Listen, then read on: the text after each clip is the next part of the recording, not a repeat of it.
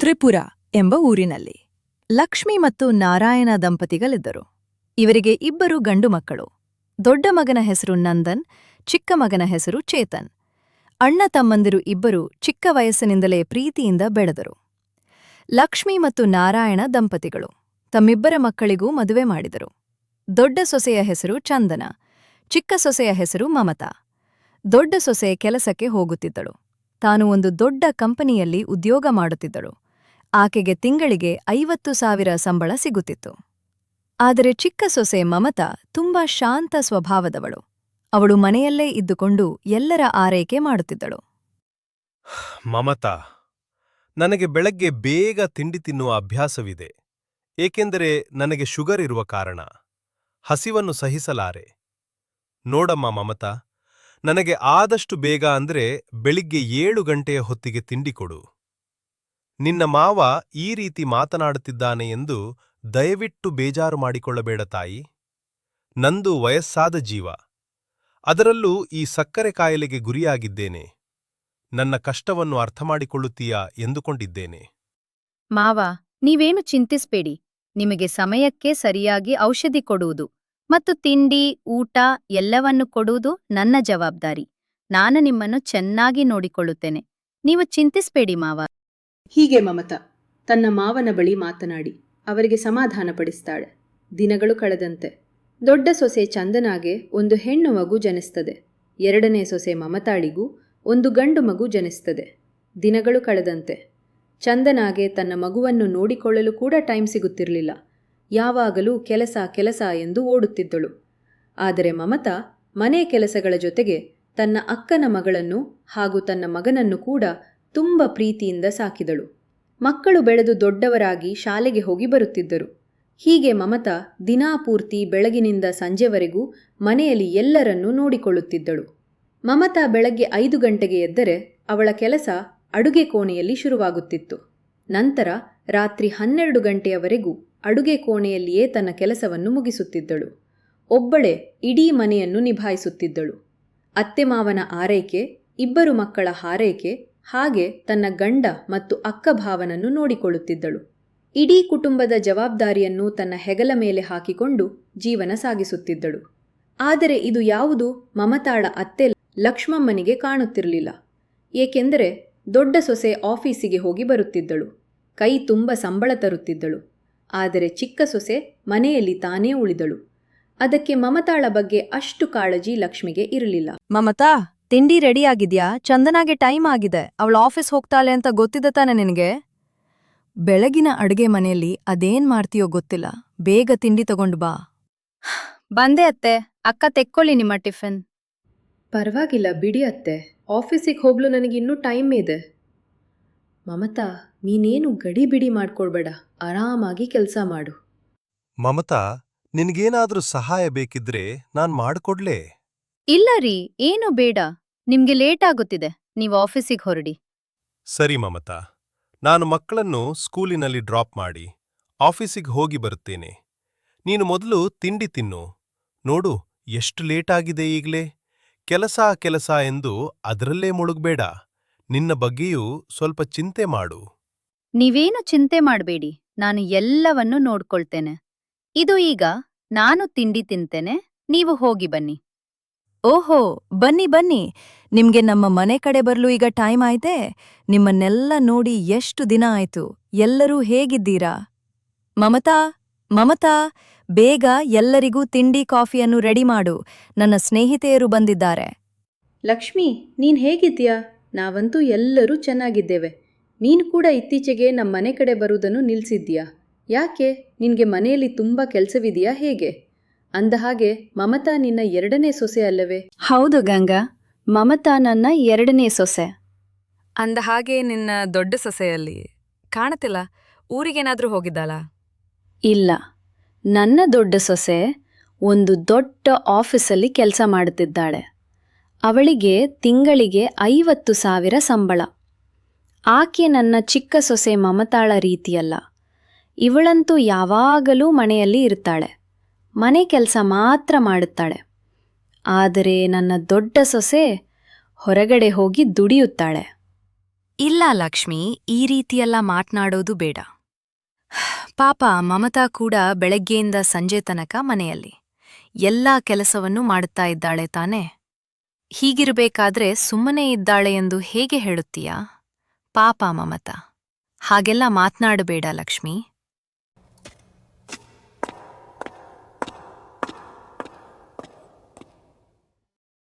ಅಮ್ಮ, ತೆಗೆದುಕೊಳ್ಳಿ. ನೀವೆಲ್ಲರೂ ಕ್ಷೇಮವೇ?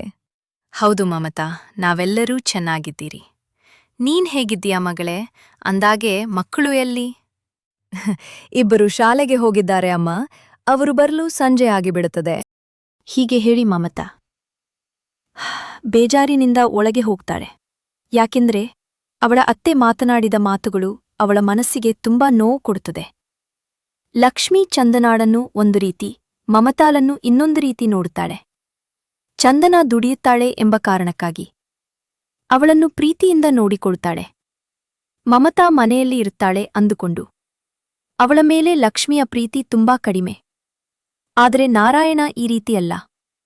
ಆತನಿಗೆ ತನ್ನ ಚಿಕ್ಕ ಸೊಸೆ ಮಮತಾ ಎಂದರೆ ತುಂಬಾ ಗೌರವ. ಯಾಕೆಂದರೆ ಮಮತಾ ಬೆಳಗಿನಿಂದ ಸಂಜೆಯ ತನಕ ತನ್ನ ಮಾವನನ್ನು ಅಷ್ಟು ಚೆನ್ನಾಗಿ ನೋಡಿಕೊಳ್ಳುತ್ತಿರ್ತಾಳೆ. ನಾರಾಯಣನಿಗೆ ಯಾವ ಸಮಯಕ್ಕೆ ಯಾವ ಔಷಧಿ ಕೊಡಬೇಕು ಹಾಗೂ ಯಾವ ತಿಂಡಿ ಕೊಡಬೇಕು ಎಂದು ಮಮತಾ ತುಂಬಾ ಚೆನ್ನಾಗಿ ತಿಳಿದುಕೊಂಡಿರ್ತಾಳೆ. ಆಕೆ ತನ್ನ ಅತ್ತೆ ಮಾವನನ್ನು ಸ್ವಂತ ತಂದೆ ತಾಯಿಗಳಂತೆ ನೋಡಿಕೊಳ್ಳುತ್ತಿರ್ತಾಳೆ. ಅದಕ್ಕೆ ಮಮತಾ ಮಾವ ಯಾವಾಗ್ಲೂ ಆಕೆಗೆ ನೀನು ನನ್ನ ಮಗಳು ಕಂದ ಎಂದು ಮಾತನಾಡುತ್ತಿರ್ತಾಳೆ.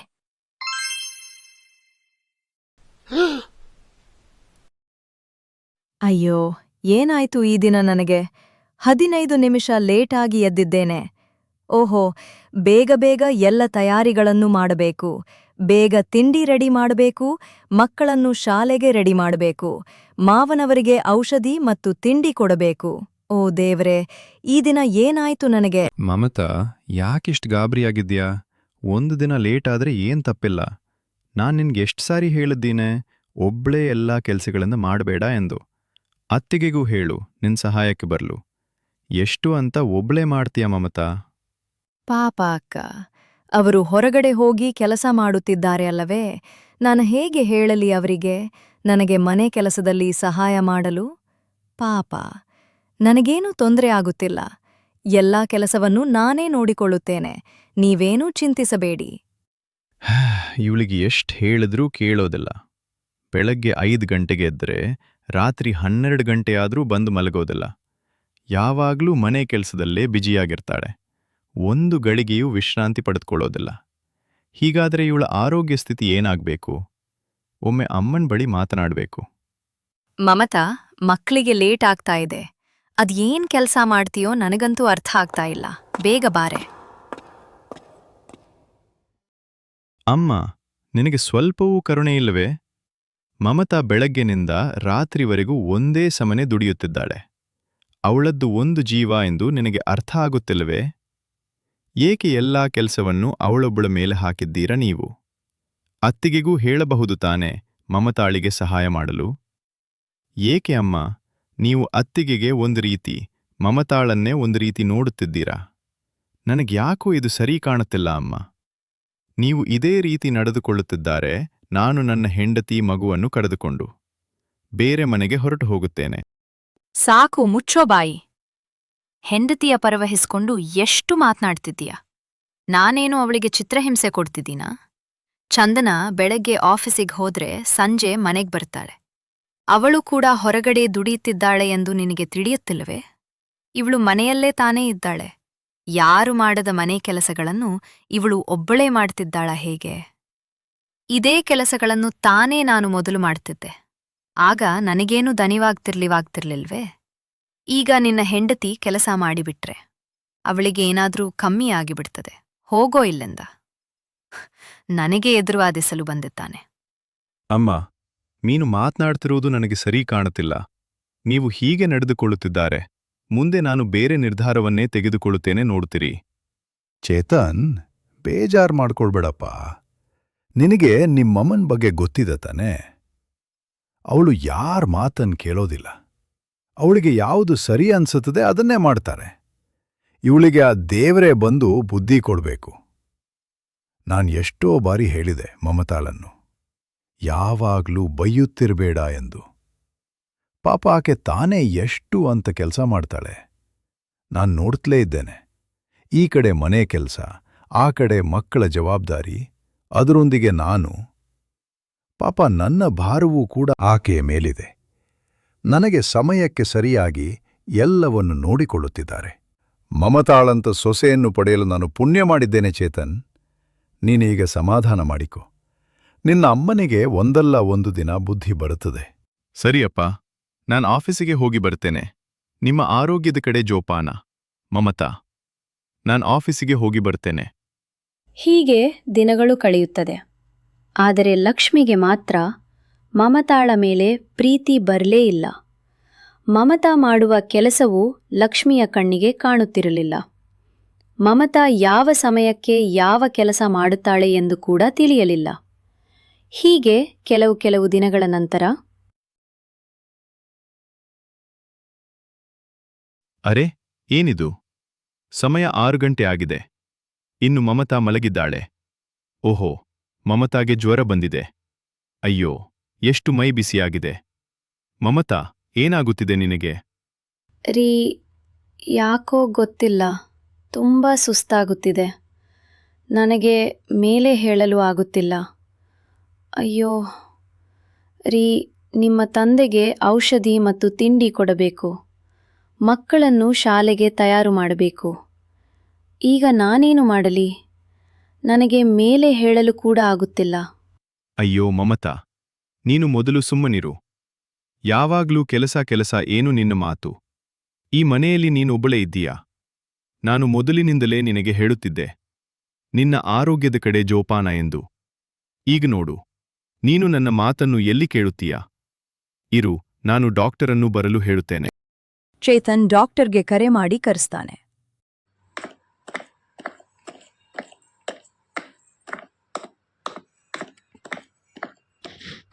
ಆಗ ಡಾಕ್ಟರ್ ಬಂದು ಮಮತಾಳಿಗೆ ಚೆಕಪ್ ಮಾಡಿ ಚೇತನ್ಗೆ ಹೇಳ್ತಾರೆ. ಚೇತನ್, ನಿಮ್ಗೆ ಮೊದಲು ಶುಭಾಶಯಗಳು. ಯಾಕೆಂದ್ರೆ ಈಗ ನಿಮ್ ಹೆಂಡತಿ ಗರ್ಭಿಣಿ. ಹಾಗೆ ನಾನು ಹೇಳುವ ವಿಷಯ ತುಂಬಾ ಗಂಭೀರವಾಗಿದೆ. ನೋಡಿ ಚೇತನ್, ಇನ್ನು 3 ತಿಂಗಳುಗಳ ಕಾಲ ನಿಮ್ ಹೆಂಡತಿಯನ್ನು ನೀವು ತುಂಬಾ ಹುಷಾರಾಗಿ ನೋಡ್ಕೊಳ್ಬೇಕು. ಆಕೆ ತುಂಬಾ ವೀಕ್ ಆಗಿದ್ದಾಳೆ. ಹಾಕಿ ಏನು ಆದಷ್ಟು ಬೆಡ್ ರೆಸ್ಟ್ ಅಲ್ಲೇ ಇಡಬೇಕು. ಯಾವ ಕೆಲಸವನ್ನು ನಿಮ್ ಹೆಂಡತಿಯ ಕೈಯಲ್ಲಿ ಮಾಡಿಸ್ಬೇಡಿ. ಹಾಗೇನಾದ್ರೂ ಆಕೆ ಇನ್ನು ಆಯಾಸ ಮಾಡಿಕೊಂಡ್ರೆ ತಾಯಿ ಮಗು ಇಬ್ಬರ ಜೀವಕ್ಕೂ ಅಪಾಯವಿದೆ. ನಾನು ಹೇಳುತ್ತಿರುವುದು ನಿಮ್ಗೆ ಅರ್ಥ ಆಯ್ತು ಅಲ್ವೇ? ಖಂಡಿತ ಡಾಕ್ಟರ್, ನಾನು ನನ್ನ ಹೆಂಡತಿಯನ್ನು ಚೆನ್ನಾಗಿ ನೋಡಿಕೊಳ್ಳುತ್ತೇನೆ. ಇನ್ನು ಮುಂದೆ ಯಾವ ಕೆಲಸವನ್ನು ಅವಳ ಕೈಯಲ್ಲಿ ಮಾಡಿಸುವುದಿಲ್ಲ. ಧನ್ಯವಾದಗಳು ಡಾಕ್ಟರ್. ಸರಿ ಚೇತನ್, ಹಾಗಾದರೆ ನಾನಿನ್ನು ಹೋಗಿ ಬರ್ತೇನೆ. ಏನೇ ತೊಂದರೆಯಾದರೂ ನನಗೆ ಕರೆ ಮಾಡಿ, ನಾನು ಬಂದು ನೋಡುತ್ತೇನೆ. ಡಾಕ್ಟರ್ ಹೀಗೆ ಚೇತನ್ ಬಳಿ ಹೇಳಿ ಅಲ್ಲಿಂದ ಹೊರಟು ಹೋಗುತ್ತಾರೆ. ಇದನ್ನೆಲ್ಲ ಲಕ್ಷ್ಮಿ ಮತ್ತು ಚಂದನ ಇಬ್ಬರೂ ಕೇಳಿಸ್ಕೊಳ್ತಾರೆ. ಚಂದನಾಗೆ ತುಂಬಾ ಖುಷಿಯಾಗ್ತದೆ. ಮಮತಾಳ ಬಳಿ ಬಂದು ಮಾತನಾಡಿಸ್ತಾಳೆ. ಮಮತಾ, ನನಗೆ ತುಂಬಾ ಸಂತೋಷವಾಗ್ತಿದೆ ನೀನು ಗರ್ಭಿಣಿ ಅಂತ ವಿಷಯ ಕೇಳಿ. ನೋಡು ಮಮತಾ, ಇನ್ನು ಮುಂದೆ ನಿನ್ನ ಆರೋಗ್ಯದ ಕಡೆ ಗಮನ ಕೊಡು. ನಿನಗೆ ಡಾಕ್ಟರ್ ಹೇಳಿರುವುದು ನೆನಪಿದೆ ತಾನೆ? ಹೌದು ಅತ್ತಿಗೆ, ಅವ್ರಿಗೆ ನೆನ್ಪಿದೆ. ನಿಮಗೂ ನನ್ನ ಅಮ್ಮನಿಗೂ ನೆನ್ಪಿದ್ರೆ ನನಗೆ ಸಂತೋಷ. ಯಾಕೆ ಚೇತನ್ ಈ ರೀತಿ ಮಾತನಾಡುತ್ತಿದ್ಯಾ? ನನ್ನ ಮೇಲೆ ಏನಾದ್ರೂ ನಿನಗೆ ಕೋಪವೇ? ಅತ್ತಿಗೆ, ಈ ಮನೆಯಲ್ಲಿ ಏನಾಗುತ್ತಿದೆ ಎಂದು ನಿಮ್ಮ ಅರಿವಿಗೆ ಇದುವರೆಗೂ ಬಂದಿಲ್ವೇ? ಅದೇ ತಾನೆ, ನೀವು ಬೆಳಗ್ಗೆ ಆಫೀಸ್ಗೆ ಹೋದ್ರೆ ಸಂಜೆ ಮನೆಗೆ ಬರ್ತೀರಾ. ನಿಮ್ಗೆಲ್ಲಿ ತಿಳಿಯುತ್ತದೆ ಮಮತಾಳ ಬಗ್ಗೆ? ಬೆಳಗ್ಗಿನಿಂದ ಸಂಜೆ ತನಕ ಅವ್ರು ಏನೆಲ್ಲಾ ಕೆಲಸ ಮಾಡ್ತಾಳೆ ಅಂತ ನಿಮ್ಗೂ ಗೊತ್ತಿಲ್ಲ. ಮನೆಯಲ್ಲೇ ಇರುವ ನನ್ನ ಅಮ್ಮನಿಗೂ ಗೊತ್ತಿಲ್ಲ. ಮಮತಾ, ನಾನ್ ಹೇಳೋ ಮಾತನ್ನು ಸರಿಯಾಗಿ ಕೇಳಿಸ್ಕೊ. ನಿನ್ನ ಬಟ್ಟೆಗಳನ್ನೆಲ್ಲ ನಾನು ಪ್ಯಾಕ್ ಮಾಡುತ್ತೇನೆ. ಈಗಲೇ ನಾನು, ನೀನು, ನಮ್ಮ ಮಗ 3 ಜನ ನಿನ್ನ ತವರಿಗೆ ಹೋಗೋಣ. ನಿನಗೆ ಆರೋಗ್ಯ ಸರಿ ಹೋಗುವ ತನಕ ನಾವು ಅಲ್ಲೇ ಇರೋಣ. ಇಲ್ಲವಾದ್ರೆ ನಿನಗೆ ಏನಾಗಿ ಬಿಡುತ್ತದೆ ಎಂದು ನನಗೆ ಭಯ ಆಗುತ್ತಿದೆ. ಚಂದನ್, ಬೇಡ ಮಗನೇ, ಈ ರೀತಿ ನಡೆದುಕೊಳ್ಳಬೇಡ. ನೋಡು, ಇಂಥ ಸಮಯದಲ್ಲಿ ಮಮತಾಳನ್ನು ತವರಿಗೆ ಕರೆದುಕೊಂಡು ಹೋದರೆ ನಮಗೆ ಕೆಟ್ಟ ಹೆಸರು. ಅತ್ತೆ ಮನೆಯಲ್ಲಿ ಇವಳನ್ನು ಸರಿಯಾಗಿ ನೋಡಿಕೊಂಡಿಲ್ಲ ಎಂದು ಮಮತಾಳ ತವರಿನಲ್ಲಿ ಎಲ್ಲರಿಗೂ ಬೇಸರವಾಗುತ್ತದೆ. ದಯವಿಟ್ಟು ಈ ರೀತಿ ಮಾಡಬೇಡ ಚೇತನ್. ಮಮತಾ ಇನ್ನು ಮುಂದೆ ಸುಧಾರಿಸಿಕೊಳ್ಳಲಿ. ನೋಡು, ಎಲ್ಲಾ ಮನೆ ಕೆಲಸವನ್ನು ನಾನೇ ನೋಡಿಕೊಳ್ಳುತ್ತೇನೆ. ದಯವಿಟ್ಟು ಮಮತಾಳನ್ನು ಕರೆದುಕೊಂಡು ಹೋಗಬೇಡ ಚೇತನ್. ಹೌದು ಚೇತನ್, ಅತ್ತೆ ಹೇಳುತ್ತಿರುವುದು ಸರಿಯಾಗಿದೆ. ಮಮತಾಳ ಬಗ್ಗೆ ನನ್ನ ಅರಿವಿಗೆ ಎಂದೂ ಬರಲಿಲ್ಲ. ನಿಂಗೆ ಚಿಂತಿಸ್ಬೇಡ ಚೇತನ್. ನಾನು ಆಫೀಸ್ಗೆ ಕೆಲವು ರಜಾ ಹಾಕುತ್ತೇನೆ. ನಾನು ಮಮತಾಳನ್ನು ಚೆನ್ನಾಗಿ ನೋಡಿಕೊಳ್ಳುತ್ತೇನೆ. ನೀನು ಬೇಜಾರು ಮಾಡಿಕೊಳ್ಳಬೇಡ ಚೇತನ್. ನೀನು ನಿನ್ನ ಪಾಡಿಗೆ ಆಫೀಸಿಗೆ ಹೋಗು. ಎಷ್ಟೇ ಆದರೂ ಮಮತಾ ನನ್ನ ತಂಗಿ. ಇನ್ನು ಮುಂದೆ ನಾನು ಅವಳನ್ನು ನೋಡಿಕೊಳ್ಳುತ್ತೇನೆ. ಮಮತಾ, ನಿನಗೆ ಒಪ್ಪಿಗೆ ಇದೆ ತಾನೆ? ಹೌದು ಅಕ್ಕ, ನಾನು ಎಲ್ಲಿಗೂ ಹೋಗೋದಿಲ್ಲ, ಇಲ್ಲೇ ಇರುತ್ತೇನೆ. ಇವರು ನನ್ನ ಆರೋಗ್ಯವನ್ನು ನೋಡಿ ಭಯಪಡುತ್ತಿದ್ದಾರೆ ಅಷ್ಟೇ. ರೀ, ನೀವು ಚಿಂತಿಸಬೇಡಿ. ನಾನು ಇನ್ನು ಮುಂದೆ ಯಾವ ಕೆಲಸವನ್ನು ಮಾಡುವುದಿಲ್ಲ. ನನ್ನ ಆರೋಗ್ಯದ ಕಡೆ ಗಮನ ಕೊಡುತ್ತೇನೆ. ಅತ್ತೆ ಮತ್ತು ಅಕ್ಕ ಇಷ್ಟು ಹೇಳುತ್ತಿದ್ದಾರೆ ತಾನೆ, ದಯವಿಟ್ಟು ಅರ್ಥ ಮಾಡಿಕೊಳ್ಳಿ. ಮಮತಾ ಮಾತುಗಳನ್ನು ಕೇಳಿಸಿಕೊಂಡು ಚೇತನ್ ಸಮಾಧಾನದಿಂದ ಇರುತ್ತಾನೆ. ಲಕ್ಷ್ಮಿ ಮತ್ತು ಚಂದನ ಇಬ್ಬರು ಅಡುಗೆ ಕೋಣೆಗೆ ಹೋಗುತ್ತಾರೆ. ಅಡುಗೆ ಮನೆಯಲ್ಲಿ ಇಬ್ಬರು ನಿಂತು ಯೋಚಿಸುತ್ತಾ ಇರುತ್ತಾರೆ. ಏಕೆಂದರೆ ಅಡುಗೆ ಕೋಣೆಯಲ್ಲಿ ಯಾವ ವಸ್ತು ಎಲ್ಲಿದೆ ಎಂಬ ವಿಚಾರ ಇಬ್ಬರಿಗೂ ತಿಳಿದಿಲ್ಲ. ಮಮತಾ, ಮಮತಾ, ಎಲ್ಲಿದ್ದೀಯಾ ಮಗಳೇ? ತುಂಬಾ ಲೇಟಾಗಿದೆ. ನಾನು ಔಷಧಿ ತೆಗೆದುಕೊಳ್ಬೇಕು. ಬೇಗ ಬಾ. ಅಯ್ಯೋ ರೀ, ಮಮತಾ ಎಂದು ಕೂಗಿಕೊಳ್ಳಬೇಡಿ. ಚೇತನ್ ಕೇಳಿಸಿಕೊಂಡರೆ ಅಷ್ಟೆ. ನೋಡಿ, ಮಮತಾಳಿಗೆ ಆರೋಗ್ಯ ಸರಿಯಿಲ್ಲ. ಅದೂ ಅಲ್ಲದೆ ಮಮತಾ ಈಗ ಗರ್ಭಿಣಿ. ಅವಳಿಗೆ ಡಾಕ್ಟರ್ ಬಂದು ಚೆಕಪ್ ಮಾಡಿದ್ದಾರೆ. ಮಮತಾಳಿಗೆ 3 ತಿಂಗಳು ಬೆಡ್ ರೆಸ್ಟ್ ಹೇಳಿದ್ದಾರೆ. ಚೇತನ್ ನಮ್ಮ ಮೇಲೆ ಕೋಪದಿಂದ ಇದ್ದಾನೆ. ಈಗ ಮತ್ತೆ ನೀವು ಮಮತಾ ಎಂದು ಕೂಗಿದರೆ ಅಷ್ಟೆ. ಅವನು ತನ್ನ ಹೆಂಡತಿ ಮಗನೊಂದಿಗೆ ಅತ್ತೆ ಮನೆಗೆ ಹೋಗುತ್ತೇನೆ ಎಂದು ಎನ್ನುತ್ತಿದ್ದಾನೆ. ಈಗಷ್ಟೇ ನಾನು ಚಂದನ ಸಮಾಧಾನ ಮಾಡಿ ಬಂದಿದ್ದೇವೆ. ಒಂದು ಅರ್ಧ ಗಂಟೆ ಸಮಾಧಾನ ಮಾಡಿಕೊಳ್ಳಿ. ನಾನು ನಿಮಗೆ ಬೇಗ ತಿಂಡಿ ರೆಡಿ ಮಾಡಿ ತಂದುಕೊಡುವೆ. ಇನ್ನು ಮುಂದೆ ನಿಮಗೆ ಏನೇ ಬೇಕಾದರೂ ನನ್ನನ್ನು ಕೇಳಿ. ಓ, ನಮ್ಮ ಮಮತಾ ಗರ್ಭಿಣಿಯೇ? ಸಂತೋಷವಾಯಿತು. ಈ ನೆಪದಿಂದಲಾದರೂ ಪಾಪ ಆ ಮಗು ಸ್ವಲ್ಪ ಸುಧಾರಿಸ್ಕೊಳ್ಳಿ. ಸರಿ ಲಕ್ಷ್ಮಿ, ನೀನು ಹೋಗಿ ತಿಂಡಿ ರೆಡಿ ಮಾಡು. ಅತ್ತೆ, ನನಗೆ ಯಾವ ವಸ್ತುಗಳು ಸರಿಯಾಗಿ ಸಿಗುತ್ತಿಲ್ಲ ಈಗ ಸದ್ಯಕ್ಕೆ. ನನ್ನ ಗಂಡನ ಬಳಿ ಹೇಳಿ ನಾನು ಹೋಟೆಲಿಂದ ತರಿಸುತ್ತೇನೆ. ಮೊದಲು ನಾವು ಯಾವ ವಸ್ತು ಎಲ್ಲಿದೆ ಎಂದು ತಿಳಿದುಕೊಳ್ಳಬೇಕು. ಇಲ್ಲವಾದರೆ ಅಡುಗೆ ಮನೆ ಕೆಲಸ ನಿಭಾಯಿಸುವುದು ತುಂಬಾ ಕಷ್ಟ ಆಗುತ್ತದೆ ಅತ್ತೆ. ಅಮ್ಮ, ನನ್ನ ಸ್ಕೂಲಿಗೆ ಟೈಮ್ ಆಯಿತು. ನನ್ನನ್ನು ಬೇಗ ತಯಾರು ಮಾಡು. ಚಿಕ್ಕಮ್ಮ ಎಲ್ಲಿ? ಚಿಕ್ಕಮ್ಮ ಏಕೆ ಇನ್ನು ಮಲಗಿಕೊಂಡಿದ್ದಾರೆ? ಅವರು ಎದ್ದಿದ್ದರೆ ನನ್ನನ್ನು ಇಷ್ಟೊತ್ತಿಗೆ ತಯಾರು ಮಾಡುತ್ತಿದ್ದರು. ದೊಡ್ಡಮ್ಮ, ನನ್ನ ಟಿಫಿನಿಯಲ್ಲಿ ಅಪ್ಪ ಹೇಳಿದ್ದಾರೆ, ಇನ್ನು ಮುಂದೆ ಏನು ಬೇಕಾದರೂ ದೊಡ್ಡಮ್ಮನ ಬಳಿ ಕೇಳು ಎಂದು. ಅಮ್ಮನಿಗೆ ಹುಷಾರಿಲ್ಲವಂತೆ. ಬೇಗ ಬನ್ನಿ ದೊಡ್ಡಮ್ಮ. ನೋಡು ಮಗನೇ, ಇನ್ನು ಮುಂದೆ ನೀನು ಅಮ್ಮನಿಗೆ ತೊಂದರೆ ಕೊಡಬಾರದು. ನಿನಗೆ ಏನೇ ಬೇಕಾದರೂ ನನ್ನ ಬಳಿ ಕೇಳು. ನಾನು ಇಲ್ಲೇ ಮನೆಯಲ್ಲೇ ಇರುತ್ತೇನೆ. ಹೀಗೆ ಮಕ್ಕಳಿಗೆ ಚಂದನ ಸಮಾಧಾನ ಪಡಿಸುತ್ತಾಳೆ. ಆ ದಿನದ ಊಟವನ್ನು ಹೋಟೆಲ್ನಿಂದಲೇ ತರಿಸುತ್ತಾಳೆ. ಆದರೆ ಹೋಟೆಲ್ ಊಟ ನಾರಾಯಣನಿಗೆ ಸೆಟ್ ಆಗುವುದಿಲ್ಲ. ಏಕೆಂದರೆ ಅವರಿಗೆ ಶುಗರ್ ಇರುವ ಕಾರಣ. ನಾರಾಯಣ ಸರಿಯಾಗಿ ಊಟ ಮಾಡುವುದಿಲ್ಲ. ಇದನ್ನು ಗಮನಿಸಿದ ಲಕ್ಷ್ಮಿಗೆ ಬೇಜಾರಾಗುತ್ತದೆ. ಇನ್ನು ಮುಂದೆ ನಾವು ಹೀಗೆ ಇದ್ದರೆ ಸರಿ ಹೋಗುವುದಿಲ್ಲ. ಆದಷ್ಟು ಬೇಗ ಅಡುಗೆ ಮನೆಯನ್ನು ಸರಿಪಡಿಸಿಕೊಳ್ಳಬೇಕು ಎಂದುಕೊಂಡಳು. ಚಂದನ ಮತ್ತು ಲಕ್ಷ್ಮಿ ಇಬ್ಬರೂ ಅಡುಗೆ ಮನೆಯಲ್ಲಿ ಎಲ್ಲಾ ವಸ್ತುಗಳನ್ನು ಒಮ್ಮೆ ನೋಡಿ ಸರಿಪಡಿಸಿಕೊಳ್ಳುತ್ತಾರೆ. ತಕ್ಕ ಮಟ್ಟಿಗೆ ಅಡಿಗೆಯನ್ನು ತಯಾರಿಸಿ ರಾತ್ರಿ ಊಟ ಮುಗಿಸುತ್ತಾರೆ. ನಂತರ ಮರುದಿನ ಬೆಳಗ್ಗೆ ಚಂದನ 5 ಗಂಟೆಗೆ ಎದ್ದು ಬರುತ್ತಾಳೆ. ಬೇಗ ತಿಂಡಿ ಮತ್ತು ಊಟವನ್ನು ತಯಾರಿಸುತ್ತಾಳೆ. ಇದನ್ನು ಮಾಡುವಷ್ಟರಲ್ಲಿ ನಂತರ ಲಕ್ಷ್ಮಿ ಬಂದು ಅಡುಗೆ ಕೋಣೆಯನ್ನು ಸ್ವಚ್ಛಪಡಿಸುತ್ತಾಳೆ. ಅಷ್ಟೊತ್ತಿಗೆ ಚಂದನ ಮಕ್ಕಳನ್ನು ಸ್ಕೂಲಿಗೆ ತಯಾರು ಮಾಡುತ್ತಾಳೆ. ಲಕ್ಷ್ಮಿ ತನ್ನ ಗಂಡನ ಆರೋಗ್ಯದ ಕಡೆ ಗಮನ ಕೊಡುತ್ತಾಳೆ. ಮಕ್ಕಳು ಸ್ಕೂಲಿಗೆ ಹೋದ ನಂತರ ಅತ್ತೆ ಸೊಸೆ ಇಬ್ಬರು ಮನೆಯನ್ನು ಕ್ಲೀನ್ ಮಾಡಲು ನಿಲ್ಲುತ್ತಾರೆ. 2 ಗಂಟೆಯಾದರೂ ಮನೆ ಕ್ಲೀನಿಂಗ್ ಕೆಲಸ ಮುಗಿಯುವುದಿಲ್ಲ. ಇಬ್ಬರೂ ಸುಸ್ತಾಗಿ ಕುಳಿತುಕೊಳ್ಳುತ್ತಾರೆ. ಲಕ್ಷ್ಮಿ ಹಾಗೆ ಸೋಫಾದ ಮೇಲೆ ಮಲಗುತ್ತಾಳೆ. ಲಕ್ಷ್ಮಿಯ ಕನಸಿನಲ್ಲಿ ಒಂದು ದೊಡ್ಡ ಅಚ್ಚ ಹಸಿರಾದ ಮರ. ಮರದ ನೆರಳಿನಲ್ಲಿ ಎಲ್ಲರೂ ಹಾಯಾಗಿ ಮಲಗಿಕೊಂಡಿರುತ್ತಾರೆ. ಸ್ವಲ್ಪ ಸಮಯದ ನಂತರ ಆ ಮರ ಒಣಗಿ ಹೋಗುತ್ತದೆ. ಮರ ಒಣಗಿದ ತಕ್ಷಣ ಸೂರ್ಯನ ಕಿರಣಗಳು ನೇರವಾಗಿ ಇವರ ಮೇಲೆ ಬೀಳುತ್ತದೆ. ಆ ಬಿಸಿಲಿನ ತಾಪ ತಡೆಯಲಾಗದೆ ಲಕ್ಷ್ಮಿ ತಕ್ಷಣ ಕಣ್ತೆರೆಯುತ್ತಾಳೆ. ಆಗ ಲಕ್ಷ್ಮಿ ತಟ್ಟನೆ ಮೇಲೆ ಹೇಳುತ್ತಾಳೆ. ಚಂದನ ಕೇಳುತ್ತಾಳೆ, ಏನಾಯ್ತು ಅತ್ತೆ? ಯಾಕೆ ಗಾಬರಿಯಿಂದ ಮೇಲೆ ಎದ್ದಿರಿ? ಚಂದನ, ಮನೆ ಕೆಲಸ ಮಾಡಿ ಸುಸ್ತಾಯಿತು ಎಂದು ನಾನು ಮಲಗಿಕೊಂಡೆ ಅಲ್ಲವೇ? ಹಾಗೆ ನಿದ್ರೆಗೆ ಜಾರಿದೆ. ಆಗ ನನ್ನ ಕನಸಿನಲ್ಲಿ ಒಂದು ಸುಂದರವಾದ ಅಚ್ಚ ಹಸುರಾದ ಮರ ಕಾಣಿಸಿತು. ಅದರ ನೆರಳಿನಲ್ಲಿ ನಾವು ತಂಪಾಗಿ ಮಲಗಿಕೊಂಡಿದ್ದೆವು. ಕ್ಷಣದಲ್ಲಿ ಆ ಮರ ಒಣಗಿಹೋಯಿತು. ಆಗ ಸೂರ್ಯನ ಕಿರಣಗಳು ನೇರವಾಗಿ ನಮ್ಮ ಮೇಲೆ ಬಿದ್ದವು. ಆ ಬಿಸಿಲಿನ ತಾಪ ತಡೆಯಲಾಗದೆ ನಾವು ಕಂಗಾಲಾದೆವು. ಅದಕ್ಕೆ ನಾನು ಗಾಬರಿಯಿಂದ ಎದ್ದೆ. ಹೌದಾ ಅತ್ತೆ, ನೀವು ತುಂಬಾ ಸುಸ್ತಾಗಿ ಮಲಗಿಕೊಂಡಿರಿಯಲ್ಲವೇ? ಅದಕ್ಕೆ ನಿಮಗೆ ಹೀಗೆ ಕನಸು ಬಂದಿದೆ.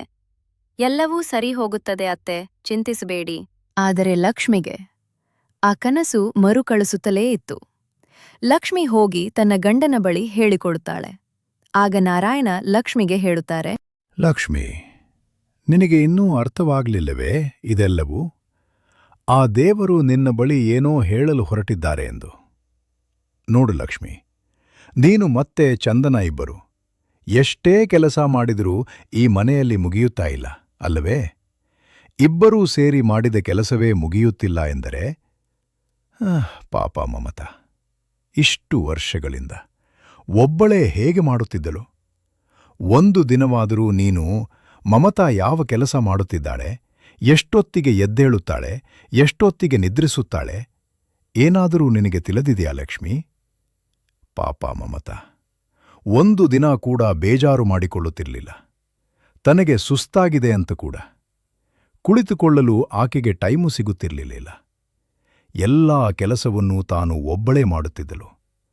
ಆದರೂ ನಿನಗೆ ಮಮತಾಳ ಮೇಲೆ ಕರುಣೆ ಇರಲಿಲ್ಲ. ಆದರೆ ಈಗ ನಿನಗೆ ಮನೆ ಕೆಲಸದ ಬಗ್ಗೆ ಅರ್ಥ ಆಗುತ್ತಿದೆಯೇ? ನೀನು ಕೆಲಸ ಮಾಡಲು ಶುರು ಮಾಡಿದಾಗಿನಿಂದ ನನಗೆ ಒಂದು ಹೊತ್ತು ಕೂಡ ನೀನು ಸರಿಯಾಗಿ ಔಷಧಿ ತಿಂಡಿ ಕೊಡಲಿಲ್ಲ.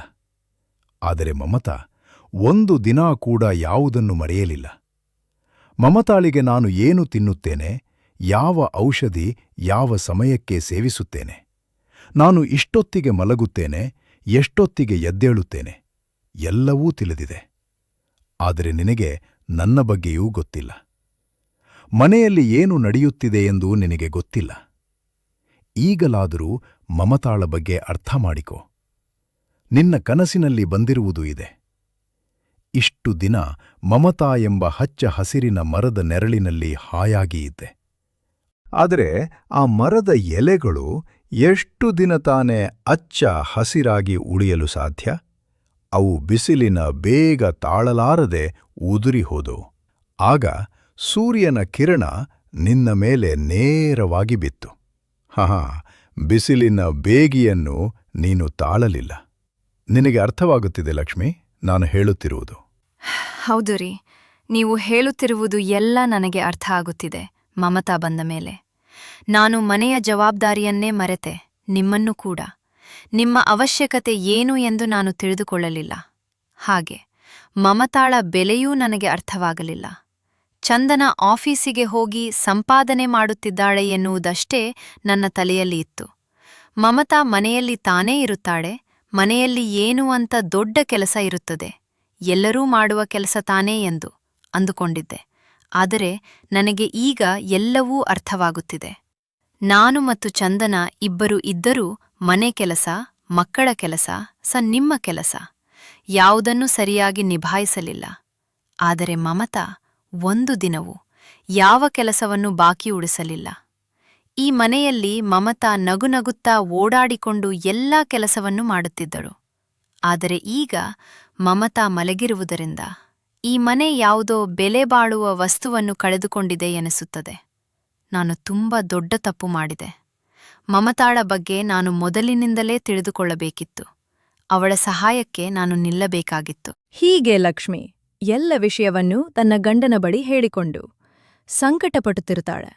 ಆಗ ಚಂದನ ಅಲ್ಲಿಗೆ ಬರುತ್ತಾಳೆ. ಅತ್ತೆ, ಮಾವ, ನಿಮ್ಮಿಬ್ಬರ ಮಾತನ್ನು ನಾನು ಕೇಳಿಸಿಕೊಂಡೆ. ಮಾವ, ನೀವು ಹೇಳುತ್ತಿರುವುದು ಸತ್ಯವಾದ ಮಾತು. ನಾನು ಕೂಡ ಮಮತಾಳ ಬಗ್ಗೆ ಒಂದು ದಿನ ಕೂಡ ಯೋಚಿಸಲಿಲ್ಲ.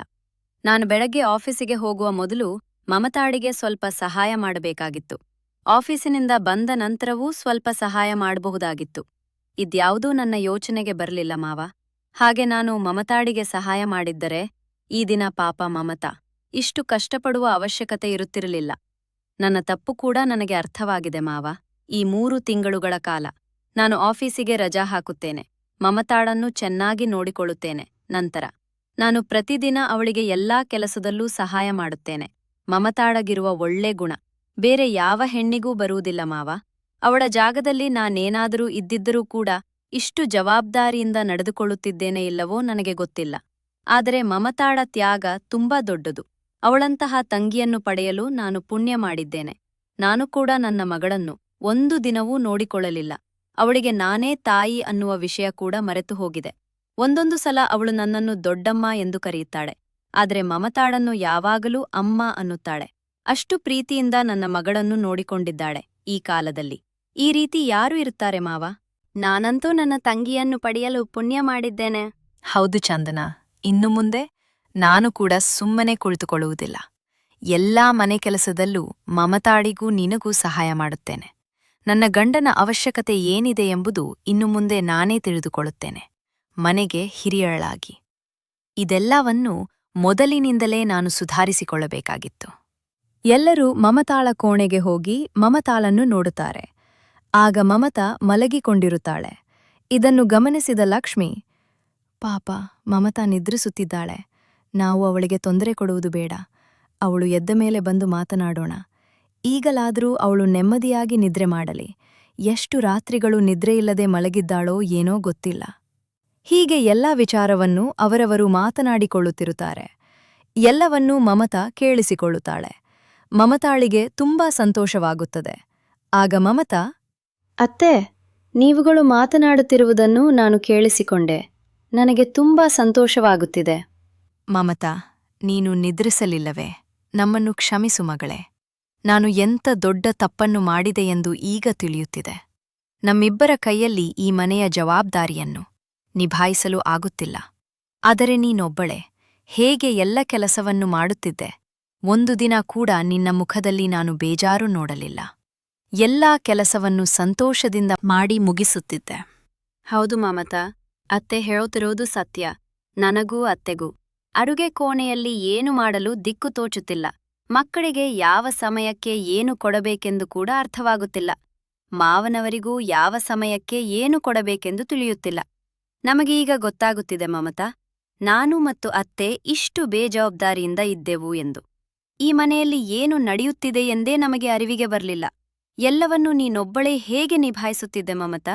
ನೀನು ನನ್ನ ಬಳಿಯಾದರೂ ಹೇಳಬಹುದಿತ್ತಲ್ಲವೇ? ನಿನ್ನನ್ನು ನಾನು ನನ್ನ ಸ್ವಂತ ತಂಗಿ ಎಂದೇ ತಿಳಿದುಕೊಂಡಿದ್ದೇನೆ. ನಿನಗೆ ಮನೆ ಕೆಲಸದಲ್ಲಿ ಕಷ್ಟವಾಗುತ್ತಿದೆ ಎಂದು ಹೇಳಿದ್ದರೆ ನಾನು ಕೂಡ ನಿನಗೆ ಸಹಾಯ ಮಾಡುತ್ತಿದ್ದೆ ಅಲ್ಲವೇ? ಏಕೆ ನೀನು ಒಮ್ಮೆ ಕೂಡ ನನ್ನ ಬಳಿ ಹೇಳಲಿಲ್ಲ? ಇಲ್ಲ ಅಕ್ಕ, ನನಗೆ ಈ ಮನೆ ಕೆಲಸ ಯಾವತ್ತೂ ಬೇಜಾರು ಅನ್ಸ್ಲಿಲ್ಲ. ಈಗ ಸ್ವಲ್ಪ ಸುಸ್ತಾಗಿದ್ದೇನೆ ಅಷ್ಟೇ. ಅದೂ ಅಲ್ಲದೆ ನೀವು ಬೆಳಗ್ಗೆ ಆಫೀಸಿಗೆ ಹೋಗುತ್ತೀರಾ, ಸಂಜೆ ಬರುತ್ತೀರಾ, ನಿಮಗೂ ಅಲ್ಲಿ ಕೆಲಸ ಇಲ್ಲಿ ಕೆಲಸ ಇರ್ತದೆ ಅಲ್ಲವೇ? ಹೀಗಿರಬೇಕಾದ್ರೆ ಮನೆ ಕೆಲಸ ಹೇಗೆ ಮಾಡಲು ಸಾಧ್ಯ? ನಾನು ಮನೆಯಲ್ಲಿ ತಾನೇ ಇದ್ದೇನೆ. ನನಗೆ ಈ ಕೆಲಸಗಳೆಲ್ಲ ದೊಡ್ಡದು ಅನ್ಸುತ್ತಿಲ್ಲ ಅಕ್ಕ. ಅದೂ ಅಲ್ಲದೆ ಈ ಕೆಲಸಗಳೆಲ್ಲವೂ ನನ್ನ ಕರ್ತವ್ಯ ಅಲ್ಲವೇ? ಇದೇ ಮಮತಾ ನಿನಗಿರುವ ದೊಡ್ಡ ಗುಣ. ಈ ನಿನ್ನ ದೊಡ್ಡತನ ನನಗ್ ಬರುತ್ತದೆ ಇಲ್ವೋ ಗೊತ್ತಿಲ್ಲ. ಆದ್ರೆ ನಿನಗಂತೂ ಒಂದು ಮಾತು ಕೊಡ್ತೇನೆ, ಇನ್ನು ಮುಂದೆ ಈ ಅಕ್ಕ ಯಾವಾಗ್ಲೂ ನಿನ್ನ ಸಹಾಯಕ್ಕಿರ್ತಾಳೆ. ಯಾವಾಗ್ಲೂ ನೀನು ಏನು ಮಾಡ್ತಿದ್ದೀಯ ಎಂದು ನನ್ನ ಗಮನದಲ್ಲಿ ಇನ್ನು ಮುಂದೆ ಇರ್ತದೆ. ಈ ರೀತಿ ನಿನ್ನ ಆರೋಗ್ಯ ಹಾಳಾಗಲು ಇನ್ನು ಮುಂದೆ ನಾನು ಬಿಡುವುದಿಲ್ಲ. ಈಗ ಹುಟ್ಟುವ ಈ ನಿನ್ನ ಮಗುವನ್ನು ನಾನೇ ಸಾಕುತ್ತೇನೆ. ಹಬ್ಬ, ಈಗಲಾದರೂ ನನ್ನ ದೊಡ್ಡ ಸೊಸೆಗೆ, ನನ್ನ ಹೆಂಡತಿಗೆ ಬುದ್ಧಿ ಬಂತಲ್ಲ, ನನಗೆ ಅಷ್ಟೇ ಸಾಕು. ಮಮತಾ, ನಿನಗಿರುವ ಈ ತಾಳ್ಮೆ ಈ ದಿನ ನಿನಗೆ ಒಳ್ಳೆಯದನ್ನು ಮಾಡಿದೆ. ನಿನ್ನ ತಾಳ್ಮೆ ತುಂಬ ದೊಡ್ಡದು ತಾಯಿ. ಎಷ್ಟೋ ಸಲ ಚೇತನ್ ಬಂದು ನನ್ನ ಬಳಿ ಕಣ್ಣೀರು ಹಾಕಿದ್ದಾನೆ. ಅವನು ನಿನ್ನ ಕೈಗಳನ್ನು ತುಂಬ ಸಲ ನೋಡಿದ್ದಾನಂತೆ. ಯಾವಾಗಲೂ ನಿನ್ನ ಕೈಯಿಂದ ಕೈಯಲ್ಲಿ ಸುಟ್ಟ ಗಾಯಗಳು ಇರುತ್ತಿದ್ದವು ಎನ್ನುತ್ತಿದ್ದ. ಅವನು ನಿನ್ನ ಬಗ್ಗೆ ಹೇಳಿಕೊಂಡು ತುಂಬ ಅಳುತ್ತಿದ್ದ. ಅದಕ್ಕೆ ಅವನ ಸಂಕಟ ಆ ದೇವರಿಗೆ ಮುಟ್ಟಿದೆ ಅನಿಸುತ್ತದೆ. ಈ ನಿನ್ನ ಅತ್ತೆಗೆ ಈಗಲಾದರೂ ಬುದ್ಧಿ ಬರಲಿ ಎಂದು ಹೀಗೆ ಮಾಡಿದ್ದಾನೆ ಅಷ್ಟೇ. ಇನ್ನು ಮುಂದೆ ನೀನು ಚಿಂತಿಸಬೇಡ ಮಗಳೇ. ಇವರಿಬ್ಬರೂ ನಿನ್ನನ್ನು ಚೆನ್ನಾಗಿ ನೋಡಿಕೊಳ್ಳುತ್ತಾರೆ. ಆ ಭರವಸೆ ನನಗೆ ಬಂದಿದೆ. ನೆಮ್ಮದಿಯಿಂದ ನಿದ್ರಿಸು. ಹೀಗೆ ಹೇಳಿ ಮಮತಾಳನ್ನು ಸಮಾಧಾನಪಡಿಸಿ 3 ಜನ ಹೊರಟು ಹೋಗುತ್ತಾರೆ. ಈ ಎಲ್ಲಾ ಮಾತುಗಳನ್ನು ಚೇತನ್ ಕೂಡ ಕೇಳಿಸಿಕೊಳ್ಳುತ್ತಾನೆ. ಅವರು ಹೋದ ನಂತರ ಚೇತನ್ ಬಂದು ಮಮತಾಳನ್ನು ಮಾತನಾಡಿಸುತ್ತಾನೆ. ಮಮತಾ, ಈಗ ನಿನ್ನ ಆರೋಗ್ಯ ಹೇಗಿದೆ? ರೀ, ನಾನು ತುಂಬ ಆರಾಮಾಗಿದ್ದೇನೆ ಅನಿಸುತ್ತದೆ. ನನಗೆ ಯಾವ ಆಯಾಸವೂ ಕಾಣಿಸುತ್ತಿಲ್ಲ. ಆದರೆ ಡಾಕ್ಟರ್ ಏಕೆ ಈ ರೀತಿ ಹೇಳಿದ್ದಾರೆ ಅಂತ ನನಗೆ ಅರ್ಥವಾಗುತ್ತಿಲ್ಲ. ಡಾಕ್ಟರ್ ಹೇಳಿದ್ದಾರೆ ಅಂತಾರೆ ಅಂತ ಮೇಲೆ ಹೇಳಲು ಕೂಡ ಭಯವಾಗುತ್ತಿದೆ. ನನ್ನ ಮಗುವನ್ನು ನಾನು ಜೋಪಾನ ಮಾಡಬೇಕು. ನನ್ನ ಮಗುವಿಗೆ ಯಾವ ತೊಂದರೆಯೂ ಆಗಬಾರದು. ಅದಕ್ಕೆ ನಾನು ಮೇಲೆ ಹೇಳಲು ಪ್ರಯತ್ನಿಸುತ್ತಿಲ್ಲ. ಚೇತನ್ ನಗುತ್ತಾನೆ. ರೀ, ನಾನು ಏನು ಹೇಳುತ್ತಿದ್ದೇನೆ, ನೀವು ಏಕೆ ಈ ರೀತಿ ನಗುತ್ತಿದ್ದೀರಾ? ಏನಾಯ್ತು ನಿಮಗೆ? ನನಗೇನು ಆಗಿಲ್ಲ ಮಮತಾ. ಅದೇ ರೀತಿ ನಿನಗೂ ಏನೂ ಆಗಿಲ್ಲ. ನಿನ್ನ ಆರೋಗ್ಯ ಸರಿಯಾಗಿಯೇ ಇದೆ. ಆದರೆ ಈಗ ನೀನು ಗರ್ಭಿಣಿ. ಈಗಲಾದರೂ ನೀನು ಸ್ವಲ್ಪ ಸುಧಾರಿಸಿಕೊಳ್ಳಲಿ ಎಂದೆ. ನಾನು ಮತ್ತು ನನ್ನ ತಂದೆ ಹಾಡಿದ ನಾಟಕ. ನನಗೆ ಅಪ್ಪಾಜಿ ಹೇಳಿದ್ದರು, ನಮ್ಮಮ್ಮನಿಗೆ ನಿನ್ನ ಬಗ್ಗೆ ಅರಿವಾಗಬೇಕಿತ್ತು. ಅಮ್ಮ ಯಾವಾಗಲೂ ನಿನ್ನನ್ನು ನಿರ್ಲಕ್ಷಿಸುತ್ತಿದ್ದಳು. ಅದನ್ನು ಅಪ್ಪ ತುಂಬಾ ನೋಡಿದ್ದಾರೆ. ಅವರಿಗೆ ಅಮ್ಮನ ಮೇಲೆ ತುಂಬಾ ಕೋಪ ಇತ್ತು. ಆದರೆ ಕೋಪದಿಂದ ಹೇಳಿದರೆ ಅಮ್ಮ ಕೇಳುವುದಿಲ್ಲ. ಅದಕ್ಕೆ ಈ ನಾಟಕ. ಅಪ್ಪ ಹೇಳಿದಾಗೆ ನಾನು ಡಾಕ್ಟರ್ ಬಳಿ ಹೇಳಿದೆ. ಹೀಗೂ ಇದೇ ಸಮಯದಲ್ಲಿ ನೀನು ಗರ್ಭಿಣಿಯಾದೆ ಅಲ್ಲವೇ? ಇದೇ ನೆಪದಿಂದ ಸ್ವಲ್ಪ ದಿನ ನೀನು ಸುಧಾರಿಸಿಕೊಳ್ಳಲಿ ಎಂದು. ಈ ನಾಟಕ ಅಷ್ಟೇ. ನಿನ್ನ ಆರೋಗ್ಯ ಚೆನ್ನಾಗಿಯೇ ಇದೆ. ನೀನು ಖುಷಿಯಿಂದ ಇರು ಮಮತಾ. ರೀ, ಪಾಪ ಅತ್ತೆ, ನನಗ್ ಹೀಗಾಗಿದೆ ಅಂತ ತಿಳ್ಕೊಂಡು ಅವ್ರೆಷ್ಟು ಗಾಬರಿಗೊಂಡಿದ್ದಾರೆ ಗೊತ್ತಾ? ನೀವ್ ಈ ರೀತಿಯೆಲ್ಲ ಮಾರ್ಬಾರ್ದಾಗಿತ್ತು. ನಾನ್ ಈಗ್ಲೇ ಹೋಗಿ ಅಕ್ಕನ್ ಬಳಿ ಮತ್ತು ಅತ್ತೆ ಬಳಿ ವಿಷಯ ಹೇಳ್ತೇನೆ. ಮಮತಾ, ನೀನು ಯಾವ ವಿಷಯವನ್ನು ನನ್ನ ಬಳಿ ಹೇಳಬೇಕಾಗಿಲ್ಲ. ಎಲ್ಲವನ್ನೂ ನಾವು ಇಲ್ಲೇ ನಿಂತು ಕೇಳಿಸಿಕೊಂಡೆವು. ನಿಮ್ಮ ಮಾವ ಕೂಡ ಹೇಳಿದರು. ಅಪ್ಪ ಮಗ ಇಬ್ಬರು ಸೇರಿಕೊಂಡು ಅಂತೂ ಇಂತೂ ನನಗೆ ಬುದ್ಧಿ ಕಲಿಸಿದ್ದೀರಿ. ಹೋಗ್ಲಿ ಬಿಡಿ, ಇದು ಕೂಡ ಒಂಥರ ಒಳ್ಳೆಯದೇ. ಕೋಪದಿಂದ ಹೇಳಿದರೆ ಯಾರೂ ಕೇಳುವುದಿಲ್ಲ. ಈ ರೀತಿ ಕೂಡ ತಿಳಿ ಹೇಳಬಹುದು. ಆಗಲೇ ಯಾವ ಮನೆಯಲ್ಲೂ ಜಗಳಗಳು ಬರುವುದಿಲ್ಲ, ಸಂಸಾರಗಳು ಒಡೆಯುವುದಿಲ್ಲ. ಸತ್ಯವಾದ ಮಾತು ಹೇಳಿದೆ ಅಮ್ಮ. ನಿನಗೆ ಅಪ್ಪ ಕೋಪದಿಂದ ಬೈದಿದ್ರೆ ನಿನಗೂ ಅವರ ಮೇಲೆ ಇನ್ನಷ್ಟು ಕೋಪ ಬರುತ್ತಿತ್ತು ಅಲ್ವೇ? ಆದರೆ ಮಮತಾಳಿಗೆ ಹುಷಾರಿಲ್ಲ ಎಂದು ತಿಳಿದ ತಕ್ಷಣ ನೀವೇ ಅವಳನ್ನು ಅರ್ಥ ಮಾಡಿಕೊಂಡಿರಿ. ಈ ಮನೆಯ ಜವಾಬ್ದಾರಿ ಏನೇನಿಲ್ಲ ಇದೆ ಎಂದು ಕೂಡ ತಿಳಿದುಕೊಂಡಿರಿ.